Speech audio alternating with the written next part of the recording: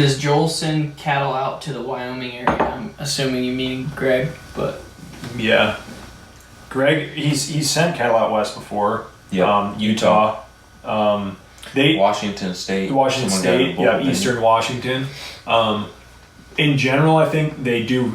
It's a lot easier moving an animal from the east to the west because it's a lot harder for an animal to perform out here than it is out there, which is sort of counterintuitive for is a sweeping generalization, but like for the most part, because you're dealing with a lot lower palatability of grasses, a lot more parasites, a lot more here in the east. Here in the east, a lot more washy grass, worse fly loads, like like high protein like clover swords and stuff like that are just like tough for them to deal with. And so if you have an animal genetically epigenetically that's thriving in this kind of environment, and then you ship them out west where there's very little parasites, the grass is incredibly nutrient dense and mineralized, there's not like tons of like that leguminous sward or whatever that's going to sort of upset their stomach or whatever.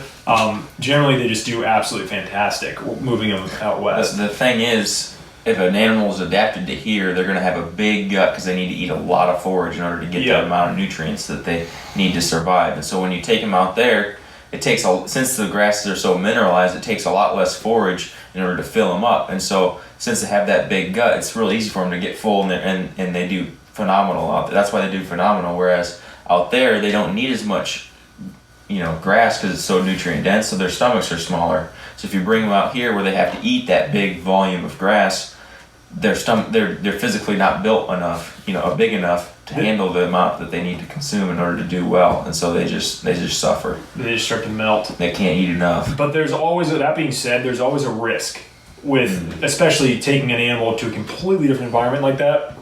There's always a risk with, it's just a lot of change all at once, and so something could happen and the animal just doesn't perform the way it should. You're definitely have a better chance going east to west as opposed to west to east. But again, if you can figure out a situation where you could buy an animal that's adapted to the environment already or close to it, if you can find somebody producing something that is doing really well, like if you're in Wyoming that's doing really well in Wyoming, in your area, Wyoming, I would start looking at that first, and then maybe looking to like cycle in maybe some South Pole genetics or whatever into it if you really wanted to try that. But I'd look local first and then start branching out, because you're going to already capture a lot of that sort of epigenetic adaptation, so to speak. You have a higher chance, I guess. But there's still differences. Like Greg's bought animals from 100 miles or less like away from here and brought them onto the farm, and they've just absolutely melted. And it's just because this little area of Rucker has a particular soil type or particular style of management with Greg or whatever that they're just not used to, and that change is just not, they're not able to adapt. It's just a risk whenever you buy livestock. So just thought I'd throw that one out there. Yeah.